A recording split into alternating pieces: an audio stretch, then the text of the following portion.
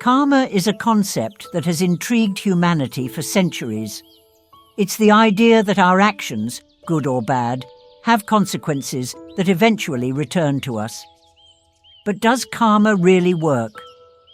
Today we're going to explore this question from multiple angles, spiritual, scientific, and philosophical, to see how different perspectives help us understand this complex idea. We will dive deep into the rich traditions, the latest scientific insights, and thought-provoking philosophical discussions to better understand the mechanics behind karma. This isn't about finding a definitive answer, but about broadening our understanding of how our actions might shape our lives and the world around us.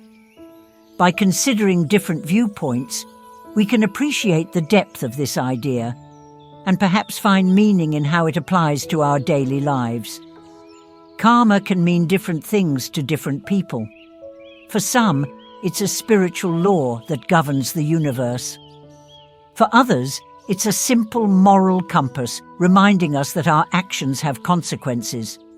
It's a fascinating concept because it connects behavior, ethics, and outcomes across time, bridging various aspects of human experience. By delving into karma, we're not just asking whether good deeds will reward us or bad deeds will punish us. We're also exploring how our thoughts, actions, and intentions shape the reality we experience. Let's embark on this journey together and unravel the rich tapestry of ideas that karma has inspired across cultures and disciplines.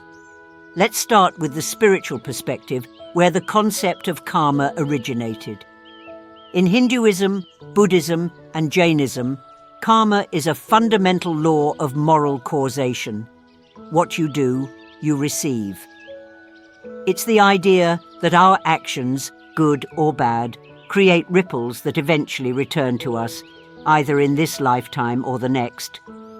In Hindu philosophy, karma is tightly bound to dharma, or righteous living, suggesting that by living a good and just life, positive outcomes will eventually follow.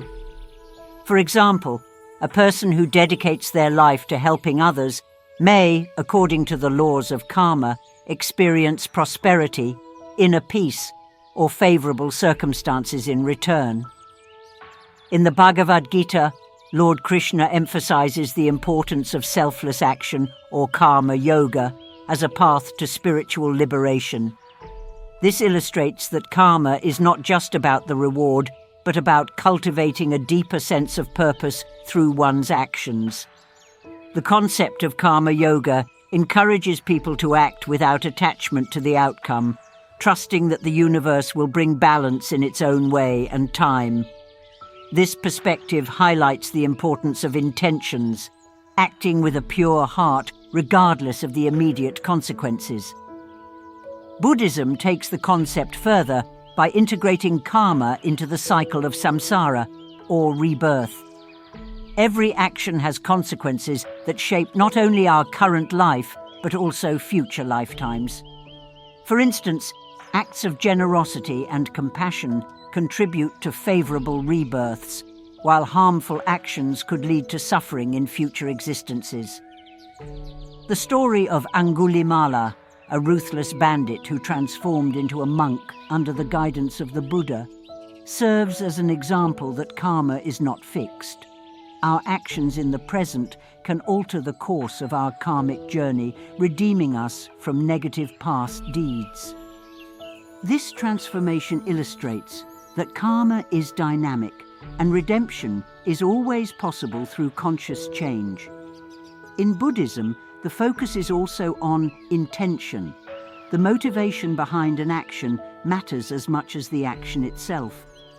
A compassionate act with a sincere intention brings about positive karma, while a seemingly good act with selfish motives may not yield the same benefits.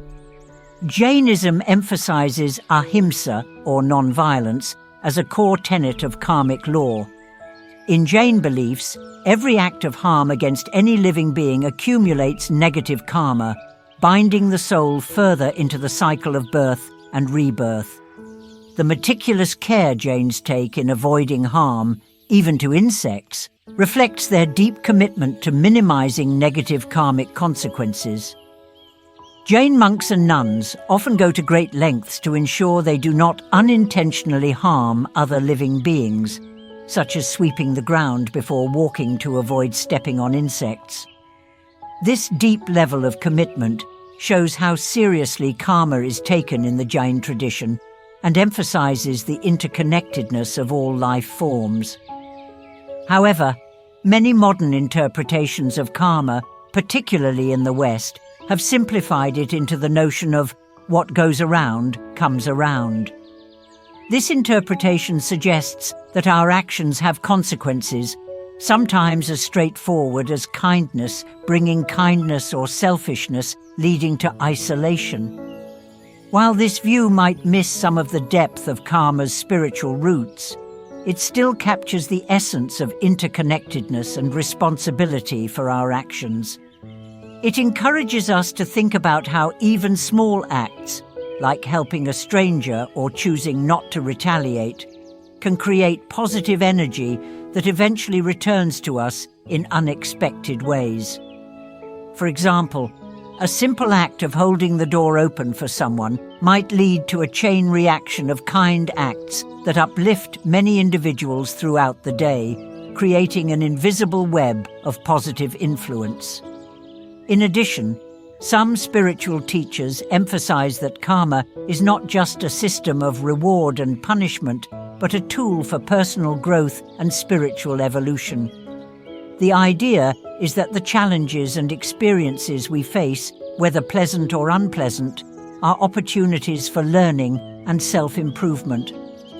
By viewing our difficulties as lessons rather than punishments, we can transform negative experiences into opportunities for growth.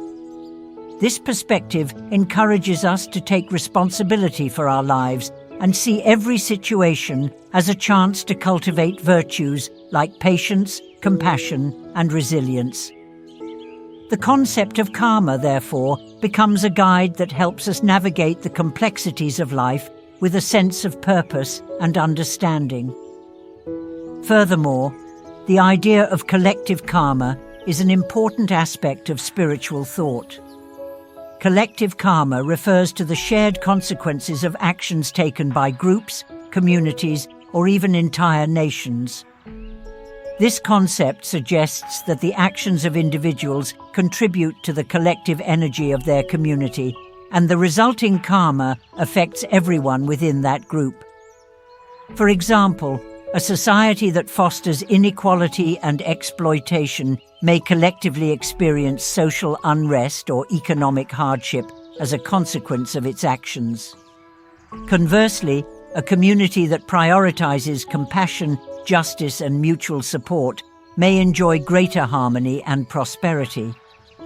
This idea of collective karma highlights the interconnected nature of our actions and the importance of working together to create a better world. Now, what does science have to say about karma? Well, strictly speaking, science doesn't deal directly with concepts like karma because they are beyond empirical measurement. However, we can see certain scientific ideas that share similarities. The principle of cause and effect is foundational to the natural sciences. Everything we do creates a reaction, and those effects can sometimes be far-reaching. While karma as a cosmic law may not be provable, many scientific concepts resonate with the idea of actions leading to consequences. In psychology, there's the concept of reciprocal determinism introduced by Albert Bandura. This idea suggests that our behavior influences and is influenced by both our environment and internal thoughts. Essentially, if we act positively, it can lead to positive responses from those around us, creating a feedback loop that enhances our well-being. For example, someone who regularly engages in acts of kindness is likely to receive positive social reinforcement, which in turn encourages more kindness, a cycle that can resemble karmic balance. This concept is significant because it shows that even without mystical forces at play, our actions can create a self-sustaining cycle of positivity. Another interesting concept is the Pygmalion effect, which refers to the idea that our expectations about others can influence their behavior in a self-fulfilling way. If we treat others with respect and believe in their potential, they are more likely to respond positively, thereby creating favorable outcomes. In a sense, this mirrors the karmic idea that positive intentions and actions create positive outcomes. For instance, teachers who believe in the abilities of their students often see those students perform better, not because of any cosmic force, but because belief and encouragement can transform potential into reality. There is also the growing field of social neuroscience, which suggests that positive behaviors such as altruism can lead to positive changes in our own neural pathways. Acts of kindness release neurotransmitters like dopamine and oxytocin, often referred to as the feel-good chemicals. This not only improves our mood, but also encourages further altruistic behavior, creating a virtuous cycle. Scientific research has shown that people who consistently practice compassion and empathy tend to have better mental health, suggesting that good karma might manifest as tangible benefits to our physical and psychological well-being. This is often referred to as the helper's high, where the act of helping others elevates one's own sense of well-being, which could be viewed as a form of karmic reward. Moreover, in social contexts, the principle of social reciprocity is well documented. When people experience kindness, they often feel a strong desire to return it, either to the original person or by paying it forward to others. This creates a ripple effect, much like the spiritual idea of karma, where the energy we put into the world eventually finds its way back to us, even if indirectly. An example of this is the Pay It Forward movement, where one act of generosity, such as paying for a stranger's coffee, can lead to a chain of goodwill that spreads through a community, demonstrating how interconnected our actions can be. Another relevant concept is emotional contagion, which is the phenomenon where emotions and behaviors spread from one person to another. This means that positive actions can create a ripple effect that influences not only the individuals directly involved, but also those who witness these actions. For instance, witnessing an act of kindness can inspire others to engage in similar behavior, thereby spreading positivity throughout a community. This effect is similar to the idea of karma, where positive energy multiplies and affects others in unexpected ways. Emotional contagion demonstrates how interconnected we are as human beings and how our actions, whether positive or negative, can shape the emotional landscape of those around us. Furthermore, the field of behavioral economics provides insights into how altruistic behavior can lead to positive outcomes. Studies have shown that people who engage in pro-social behavior, actions intended to benefit others, tend to experience greater happiness and life satisfaction.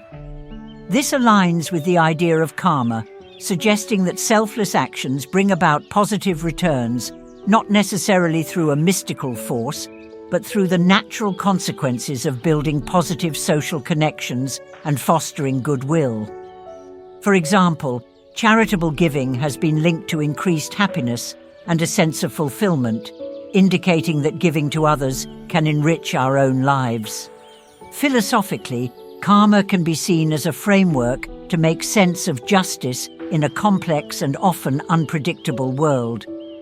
Some philosophers have criticized karma as a way of justifying suffering, suggesting that those who experience hardships deserve it due to past actions. This perspective can be problematic because it risks blaming victims for their misfortunes. For example, the idea that someone facing poverty or illness must have done something wrong in a past life can be seen as overly deterministic and dismissive of the complexities of life. This criticism highlights the danger of using karma to rationalize systemic inequalities or to absolve oneself from helping those in need. On the other hand, existentialists like Jean-Paul Sartre would argue that karma represents a comforting narrative, one that allows us to attribute meaning to randomness. In a world that often seems chaotic and indifferent, the idea of karma provides a sense of order and justice.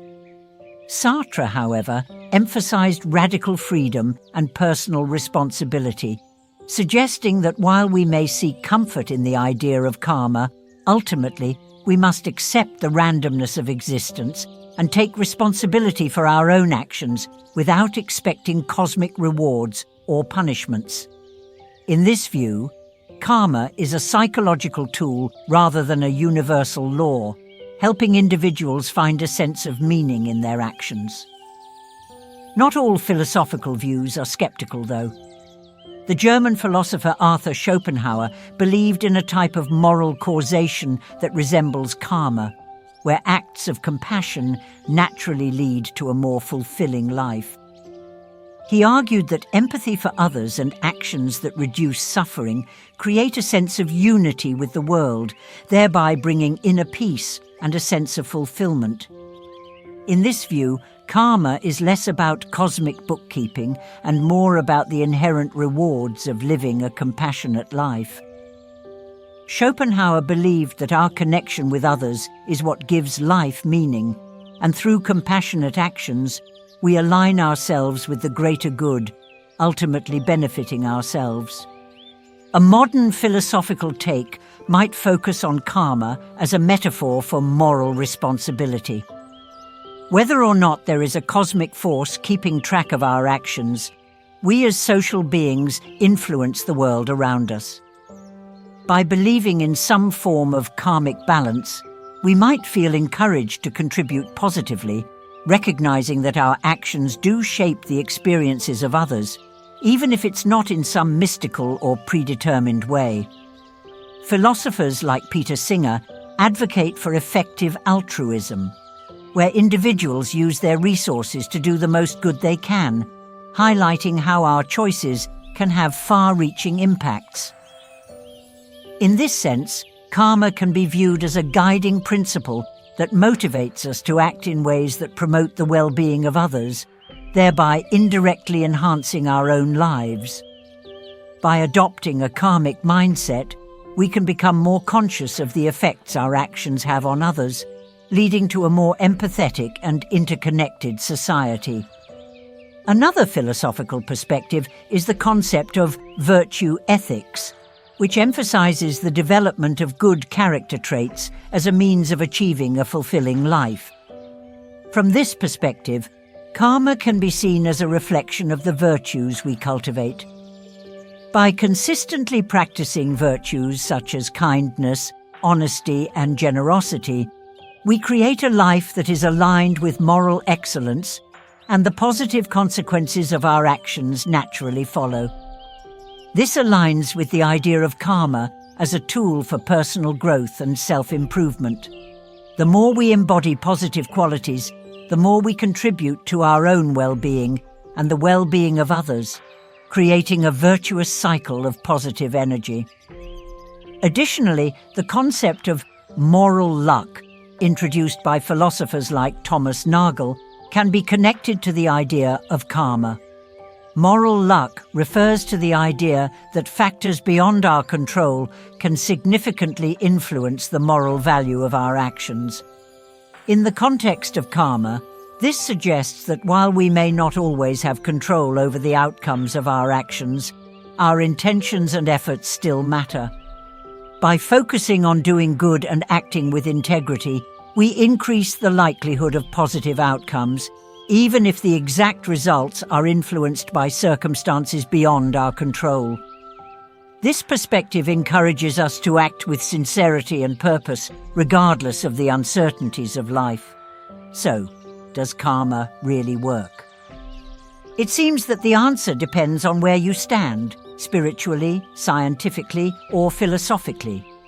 Spiritually, karma represents a profound law of moral balance, encouraging us to live with mindfulness and compassion. Scientifically, while we lack empirical proof of cosmic justice, our actions undeniably create effects that ripple through our social and psychological worlds. The principles of cause and effect, social reciprocity, and the impact of positive actions on our neural pathways all reflect elements of what many consider karma. Philosophically, karma can be a framework that helps us navigate our choices, ascribing meaning to our actions and encouraging us to be mindful of the mark we leave on the world. Regardless of whether karma is a literal cosmic law or a guiding principle for life, the idea invites us to act thoughtfully and compassionately. It urges us to consider that our actions are not isolated. They affect others, and in a way, they affect us. By fostering positive actions, we contribute to a ripple effect that may very well return to us in unexpected ways. In the end, perhaps the most meaningful answer isn't about whether karma works, but how the belief in it can inspire us to live better lives filled with empathy, kindness, and purpose. The concept of karma encourages us to be mindful of the energy we put into the world, understanding that our actions have consequences, whether seen or unseen. By embracing this idea, we can become more intentional in our actions, striving to create positive change not only for ourselves, but for others as well. It reminds us that we are all connected, and the choices we make can have far-reaching impacts that shape the world around us. Thanks for joining this exploration. If this resonated with you, or if you have your own thoughts about karma, share them in the comments below. Let's keep the conversation going. After all, what we put out into the world might just come back to us, often in ways that we may not even imagine. Remember, every action we take is like planting a seed, and the harvest we reap can be as beautiful and fulfilling as the care we put into nurturing it. Let us all strive to plant seeds of kindness, compassion, and understanding, knowing that the world we create is a reflection of the energy we put forth.